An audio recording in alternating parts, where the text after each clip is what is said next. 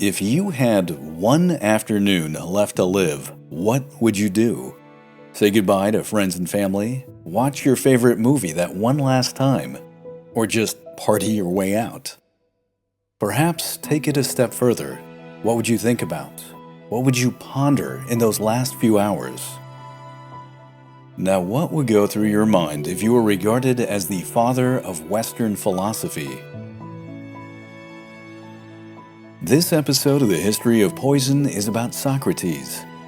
Socrates was born in 469-ish BC in Athens, Greece. He was considered kind of strange, keeping mostly to himself. The man lived his entire life in Athens, that is with the exception of the time, if one can visualize this, when he served in the army as a hoplite. He avoided politics, deciding not to engage in the Athenian ecclesia, that is, the democratic assembly that was the right of all adult male citizens. Instead, he turned inward for guidance. He had what he described as an inner voice, or as he would call it, a daemonion. Socrates described this voice as something that guided him away from bad choices and allowed him to simply think. He relished in the idea of having time to be contemplative and found pretty much everything else a distraction. Hence, he had a very aesthetic lifestyle. It was these very same principles that he would apply to his students. He encouraged them to think for themselves, question everything, and most importantly, draw their own conclusions. Now keep in mind, this was a radical departure from what was otherwise a paternalistic model that was established by society. Some people just really didn't like what he had to say, but he didn't care. As he was once quoted as saying, "It's better to change one's opinion than to persist in a wrong one." As a result, Socrates gained an immense amount of notoriety. From the wealthiest elite to the most humble human being, they all came to hear him talk. To hear him turn entrenched ideas upside down, to give people a sense of self-reflection. Indeed, he encouraged everyone to question anything that did not bring them true happiness, as he was famously regarded as saying, "The unexamined life is not worth living."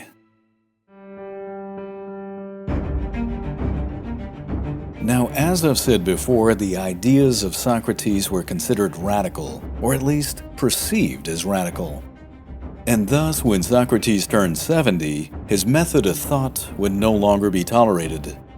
At the turn of the 4th century, Athens had emerged from its wars with Persia at a high point. Under the astute leadership of the statesman Pericles, the economy surged and a golden age of art, architecture, and literature started. To give you a good example, this was the time when the Parthenon on the Acropolis was built, and thus it was an environment that could welcome in Socrates and his modes of thought. But as it is with all golden ages, this one too would come to an end, and in this case, it would be a crashing end. Pericles would die the plague in 429, and by then a new disastrous war had begun with Sparta, which, as we've learned from Hollywood, they knew how to fight. This conflict would be known as the Peloponnesian War. It started in 431 and would rage for nearly 30 years. When the Peloponnesian War ended in 404, Sparta was the victor. Athens was left destitute, dispirited, and its citizens were starving. People didn't have time to debate rhetoric and simply needed to survive, which usually came in the form of adhering to more conservative ideals and sacrificing civil liberties for more authoritative rule. Anything that would question the new order was, well, simply not well tolerated. Socrates and his ideas were now a target.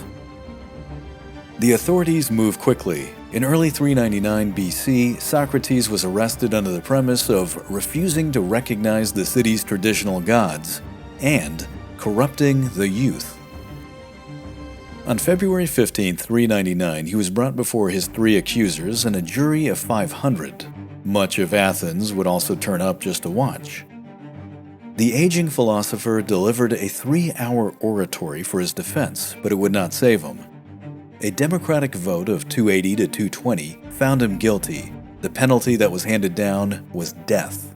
Socrates countered by proposing that he should be given a small fine instead. Now, if this was an attempt at humor, it didn't go over well. Personally, I don't think it was made in jest. I'll get back to that in a bit. Either way, 30 days later, his sentence would be carried out.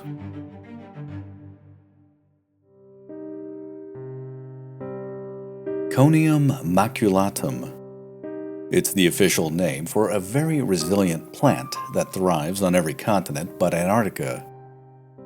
It goes by a variety of names: the devil's porridge, poison parsley, but it is best known as hemlock. Usually it's found in very wet soil. It blossoms in the spring, it has small white flowers and a dark purple spotted stem with a foul odor. In certain cases, it can grow to be over 8 feet high. Now here's the thing, everything about it is toxic, especially the seeds and the roots, which carry an alkaloid poisonous compound known as coniine. Inhalation or contact with the plant can both be dangerous. However, by far the deadliest is any form of ingestion.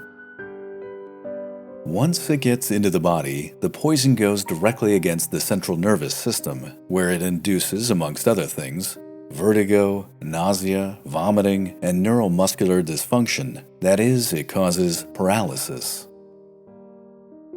Similar to other diseases like Guillain-Barré, this paralysis ascends up the body, making the victim sleepy and lethargic.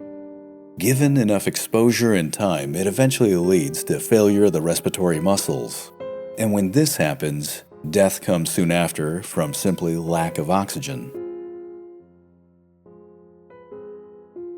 It was hemlock that was chosen as the method of execution for Socrates. The substance was distilled into a beverage, poured into a cup, and then given to him. To which he asked, "What do I do?" The answer that was given was, "Drink it, then walk around until your feet and then your legs feel heavy, at which point, lie down."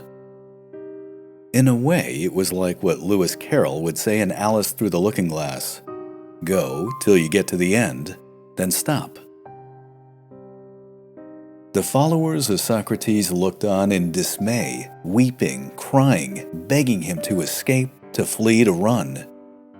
The philosopher had no intent to do so. His mind and composure were at peace. With a smile on his face, he finished the contents of the cup. Afterwards, with his task completed, he wandered about the city for a bit. It was said that he used his final time to ponder his existence and to pray to the gods to make his transition a happy one. Finally, his legs became heavy and he found a spot to rest. Laying on the ground, he covered his body and then his face with a cloth, only removing the cloth from his face to tell one of his followers his final words. "Crito, I owe the sacrifice of a rooster to Aesculapius. Will you pay that debt?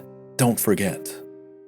With that, he covered himself again and was still.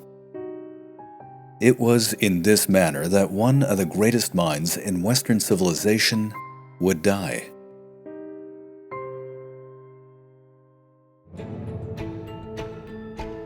That day in 399, the authorities of Athens ended the corporeal existence of a man, but they would never be able to destroy his ideas. Those would thrive, prosper, and persist to this very day, where Socrates has become a household name. Now, strangely enough, Socrates never wrote anything down, at least nothing that has made it down the centuries that we know of. Everything we know about the man came from his students, especially Plato and Xenophon, which, granted their interpretation could be flawed, and this is an argument not to be taken lightly, but the narrative that they created about Socrates was still profound. It included his ideals, his personality, his thought process, and eventually what would later be known as the Socratic method. That is, the idea of a back-and-forth dialogue to stimulate critical thinking, developing better hypotheses, and rejecting inferior ones. One could even argue that this was the basis of the scientific method. The philosopher left us with what could be deemed as a better way of thinking. He was once regarded by the oracle of Delphi to be the wisest, to which Socrates would respond with his remarkable rebuttal, "If I know anything, is that I know nothing," which better put would be, true wisdom comes from being able to acknowledge one's ignorance. Now that said, it was also attributed to Socrates the statement, "Love is the one thing I do understand." I would argue that he had discovered his own universal constant. Going back for a second, at his trial, Socrates may have joked around with his accusers and jury. Some say that his inner voice, which usually kept him out of harm, failed him that day. But perhaps in a larger sense, he felt that he had achieved peace with himself and was just ready to move on. If so, his last words could have been the ramblings of Hemlock, a simple request of a dying man, or were they an acknowledgement that death was simply a release for an accomplished soul? And what could be said of his legacy? The work of Socrates would influence so many others, including his protege Plato, who would create impressive compositions like the Allegory of the Cave, the Republic, not to mention he'd go on to found the Academy of Athens. In turn, Plato's student Aristotle would also leave a lasting legacy throughout time. His work would be, to paraphrase Shakespeare, "In how many ages hence shall this the lofty work of Aristotle be acted over, in states unborn and accents yet unknown?" When Socrates took his last breath, Plato would remark, "This was the end of our friend, the best, the wisest, and most upright man of any that I've ever known."